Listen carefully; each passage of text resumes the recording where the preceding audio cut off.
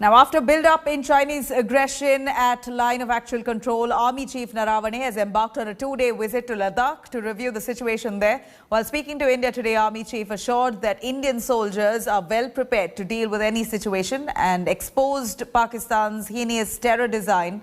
Let's take a listen at this detailed report. Chinese aggression at LAC.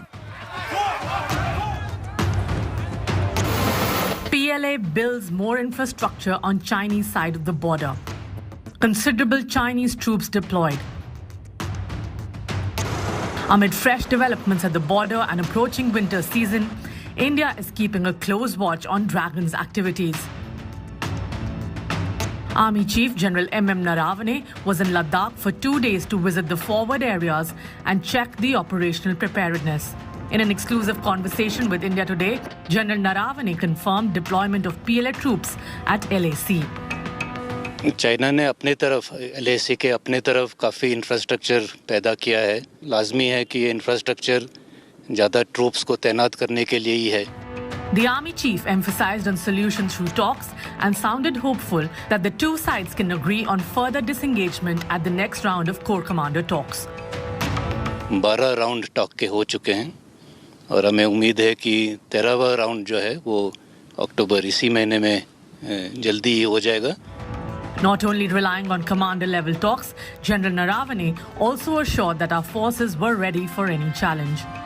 जो आधुनिक हथियार हैं वो भी हमने यहाँ पर इंडक्ट किए हैं। हमारा जो फोर्स पोजीशन है वो बहुत ही मजबूत है और जो भी चुनौती है उसका हम सामना करने के लिए तैयार हैं।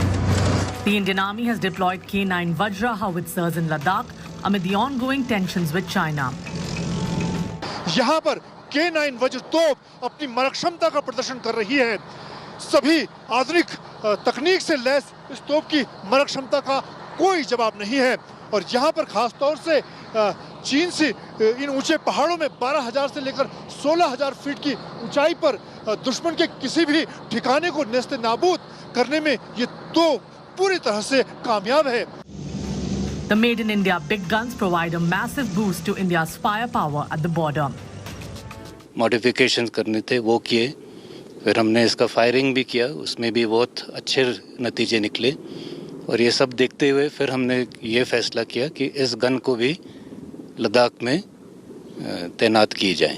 The gun has been deployed in eastern Ladakh on the China border in a very short time and it is ready to tackle any threat in eastern Ladakh from Chinese Army. Not just on the eastern side, India is also battling threats from Pakistan on the western front. Amid recent ceasefire violations and increase in infiltration bids at the LOC, Army Chief exposed Pakistan's heinous terror design. जो ceasefire समझौता हुआ था फरवरी के महीने में, उसके बाद जो अगले 3-4 महीने थे, जून के आखिर जुलाई तक ये समझौता बहुत ही अच्छा रहा और कोई सीज़फायर वायलेशन भी नहीं था, ना कोई घुसपैठ की कोई कोशिश रही। लेकिन हमें देखने में आया कि पिछले 2 महीने में ये फिर से थोड़ा बढ़ रहा है। General Narawane also said that the army is closely monitoring the situation in Afghanistan after the hostile takeover by Taliban. Afghanistan में जो स्थिति है उसके ऊपर हमारी लगातार नज़र है और उसके हमारे ऊपर क्या असर हो सकता है उसका भी हम हमेशा अंदाज़ा लगा रहे हैं। As winter approaches, India's forces are extra vigilant as China and Pakistan continue to provoke. The Army Chief's Ladakh visit is a clear signal that India is prepared to counter any challenge head-on. With Manjeet Negi, Bureau Report, India Today. Now, Army Chief General Narawane is currently on a 2-day visit to Ladakh as China conducts its military drills in Tibet and Xinjiang. He reviewed security situation and also interacted with troops posted on forward posts and commended their morale. Let's take a look at the ground. Chinese artillery carrying out live firing exercises in the high-altitude battlefield in Xinjiang before the onset of the harsh winters in the area. The 155mm PCL-181 vehicle-mounted howitzer exercise was followed up by rapid mortar firing exercises. China is rapidly building up its military muscle in the Western Theatre Command near Ladakh, with a special emphasis on strengthening weapons and troop deployment both in Xinjiang and Tibet. China is also building additional shelters for soldiers to remain deployed in -30 to -40 degrees temperature through another harsh winter that's approaching. Chinese actions are being closely monitored in India. Because of our peculiar environment of contested borders and an ongoing proxy war in the hinterland, the Indian Army is in active operations throughout the year, safeguarding the territorial integrity and sovereignty of the country. Chief of the Army Staff, General Manoj Mukund Naravane, is on a 2-day visit to the forward areas in Ladakh to assess military deployments, review preparedness and boost the morale of soldiers deployed following the intense standoff with China that began last year. The Indian Army too has carried out a super high altitude armoured exercise in eastern Ladakh in the Chushul Pangongso area. The Snow Leopard Armoured Brigade spearheaded the brigade level armour and mechanized forces thrust exercise in Ladakh. Air Chief Marshal Vivek Ram Chaudhary, soon after taking over as the 27th Chief of the Air Staff, spoke of ensuring strong defences and deployment both of the Rafale and other air defence assets. Indian made DRDO की तरफ से produce जो हैं, जैसे कि अस्त्रा beyond visual range missile हैं, 83 additional LCA हैं, MR Sam हैं, आकाश एडिशनल हैं, ये सारे मेड इन इंडिया हैं और इसको हम जितनी जल्दी हो सके उतनी जल्दी हम उसको ऑपरेशनलाइज करेंगे. India has meanwhile refuted Chinese allegations that the rise in tensions was due to India's forward policy at the line of actual control. Arindam Bagchi, spokesperson of the Ministry of External Affairs, said China continues to deploy a large number of troops and armament at the border and India had to take appropriate measures in response to Chinese actions. India has made it very clear that the standoff is due to China's provocative behavior and unilateral attempts by Chinese armed forces to change the status quo along the LAC. With Manjeet Negi in Delhi, Bureau Report, India Today. Now, on the occasion of 152nd birth anniversary of Mahatma Gandhi, world's largest handmade khadi tricolour flag was unveiled in Leh Ladakh. The flag was unveiled on Sanskar Hill by Lieutenant Governor R.K. Mathur and Army Chief General M.M. Naravane. Flag weighs about 1,400 kgs and its length and width are about 225 feet and 125 feet respectively. This flag will be taken to Hindan Air Base on Air Force Day on the 8th of October. आज़ादी के 75 साल पूरे होने पर पूरे देश में अमृत वर्ष महोत्सव मनाया जा रहा है और उसी कड़ी में लद्दाख में एक खास कार्यक्रम किया गया. 2 अक्टूबर गांधी जयंती. यहाँ पर विश्व का खादी से बना सबसे बड़ा तिरंगा लगाया गया है. 225 फीट लंबा और 125 फीट चौड़ा ये खादी का तिरंगा यहाँ पर लगाया गया है, जिसका वजन की अगर बात की जाए तो करीब 1400 किलोग्राम का है. और पिछले 1 साल के दौरान 500 दिन लगातार जो मजदूर हैं खादी विकास बोर्ड के, उन्होंने इस पर काम किया और यहाँ पर उसके बाद ये तीनों सेनाओं को अब सौंपा गया है. इसी कड़ी में यहाँ इस लद्दाख में जंस्कार घाटी में इसको लगाया गया और उसके बाद वायुसेना दिवस के मौके पर इसे वायुसेना को दिया जाएगा, जहाँ हिंडन एयर बेस पर से लहराया जाएगा. इसके बाद पूरे साल यानी कि साल 2022 15 अगस्त तक ये तिरंगा तीनों सेनाओं में अलग अलग जगह पर लगाया जाएगा. तो इस तरह से खादी और तिरंगे को लेकर ये जो एक नई सोच तैयार की है उसको बढ़ाने का काम किया जा रहा है. कैमरामैन अनिल जायसवाल के साथ Manjeet Negi. Now, after massive protests over delay in paddy procurement, Chief Minister Manohar Lal Khattar announced that the crop procurement will begin from tomorrow in Haryana as well as in Punjab. The move comes after protesting farmers hit to the streets, gear out Chief Minister Khattar's house. Cops even baton charged the agitating farmers in Panchkula, while dozens of farmers were taken into police custody.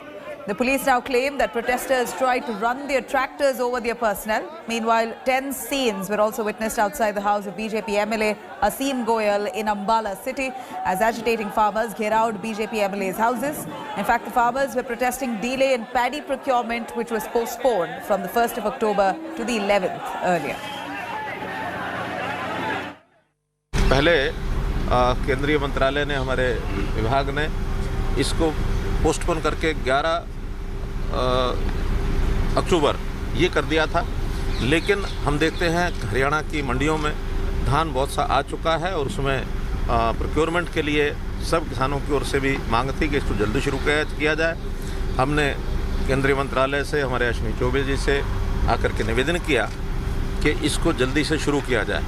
तो अभी बैठ करके एक निर्णय ये हुआ है कि कल से विधिवत 3 तारीख से 3 अक्टूबर से और ये प्रोक्योरमेंट जो है वो सब जगह शुरू हो जाएगी।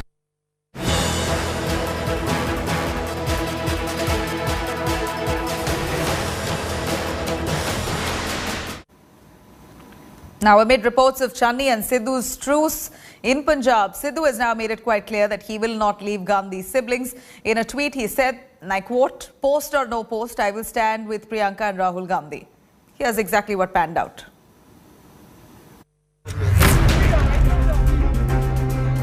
Will Navjot Singh Sidhu return as Punjab Congress chief? The suspense still continues. Despite holding a marathon meet with Chief Minister Channi on Thursday, there's little movement on the ground.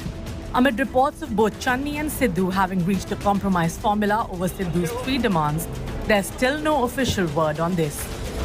According to the so-called truce formula, Channi has rejected one of Sidhu's demands on removing DGP Iqbal Sahota in sacrilege case. Channi, however, has agreed to appoint a special prosecutor in the case. The appointment is said to have been taken to placate Sidhu. Channi has also dismissed another Sidhu's demand of removing Attorney General APS Deol. CM Channi has stayed mum on Sidhu's 3rd demand of removing Cabinet Minister Rana Gurjeet Singh. Meanwhile, in a message to Sidhu, Channi's Deputy Chief Minister Sukhjinder Randhawa was seen with DGP Iqbal Sahota conducting a surprise check at Punjab Police Headquarters on Friday. A clear sign that Channi is not ready to budge. As speculation amounts over whether Sidhu will take back his resignation, on Saturday in a tweet, Sidhu made it clear that while he may have given up the post of Punjab Congress chief, he won't leave the party and will always stand by the Gandhi siblings. Certain ice-breaking steps which have been taken. Names have been sent for the new DGP appointment. There's also been appointment of R.S. Bains as a special prosecutor who will deal with the sacrilege case. But is that enough, or will Navjot Singh Sidhu continue to play spoilsport as far as the new government is concerned? As the never-ending Congress Punjab turmoil continues, sources say High Command may replace Harish Rawat as Punjab in charge over his alleged poor handling of the crisis. मैंने वही किया है जो पंजाब के interest में था या जो कांग्रेस के इंटरेस्ट में था. Sources say that Rajasthan Minister Harish Chaudhary is likely to replace Rawat. मैं कांग्रेस का कार्यकर्ता था, हूँ और रहूँगा. ये क्या जिम्मेवारी मुझे मिलती है ये मेरा अधिकार नहीं. जो भी जिम्मेवारी मुझे मिलेगी और अगर मुझे छोटी जिम्मेवारी मिलती है तो उसमें मैं संतुष्ट हूँ कि उसके अंदर बेहतरीन मेरे जितनी योग्यता है उसमें मैं कार्य कर सकूँ. Sidhu's rebellion came as a big setback to Channi, and the Chief Minister has his work cut out as the Gandhis remain silent on the crisis. The Chief Minister must pacify Sidhu, keep the flock together, and also ensure victory for the Congress in the polls, which is just months away. With Kamaljeet Sandhu, Bureau Report, India Today. Now, Jagan Mohan Reddy's government today launched Clean Andhra Pradesh initiative named CLAP. The initiative aims at setting up a robust sanitation system which is currently in motion, spanning from urban to rural localities in the state.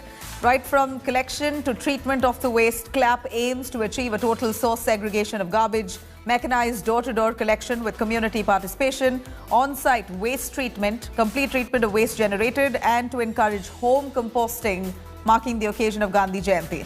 In fact, Jagan Mohan Reddy launched the CLAP initiative by flagging off 2,600 garbage collection vehicles. For primary segregation of waste at a domestic level, a 3-bin system, green, blue and red, to each household is currently being deployed. This week, India Today magazine explores whether COVID-19 is becoming endemic in India and if the third wave is expected not to be as lethal as the second one. Is a double-dose vaccine the key here? And are boosters really needed? Here's our special report.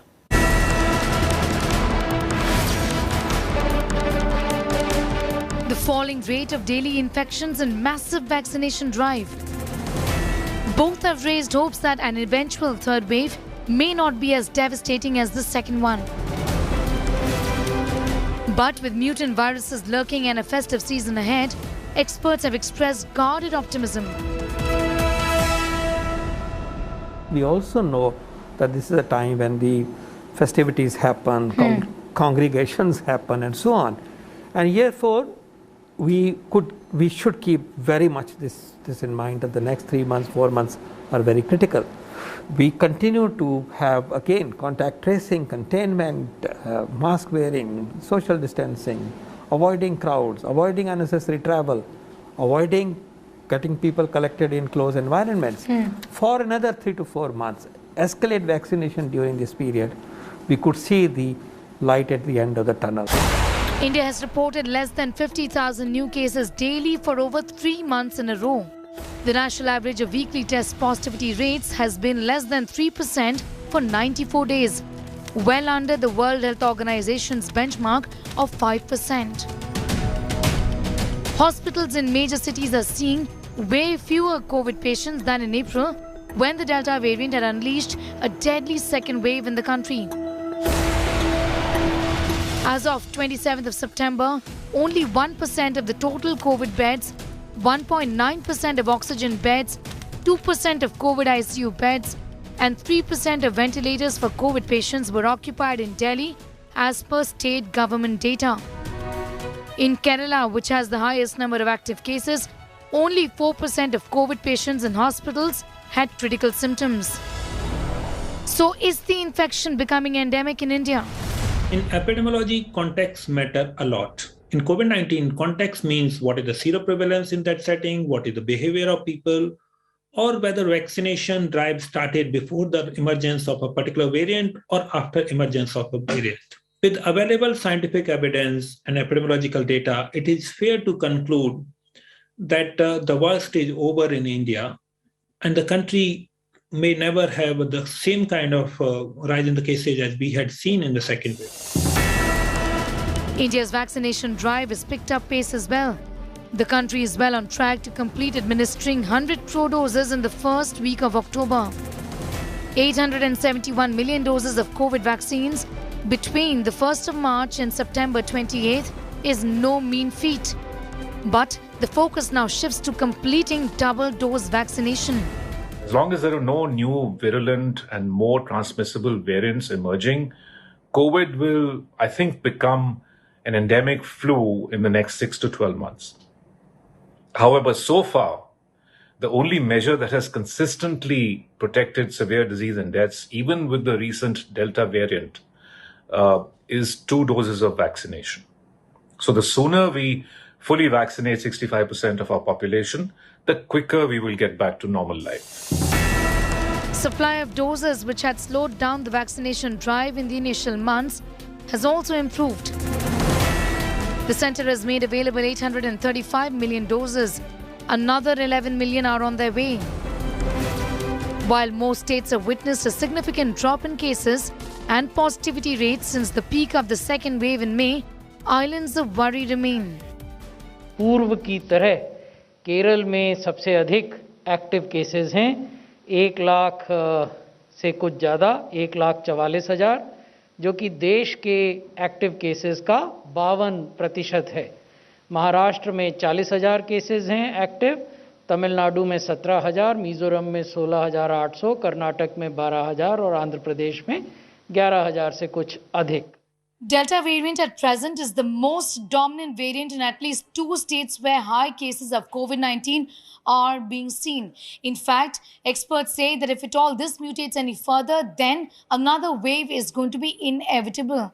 Also, if infection is allowed to be transmitted, then there are more chances of the virus mutating even further. Even high seroprevalence amongst the population, meaning presence of antibodies, does not really mean herd immunity and that the vaccine can't protect forever.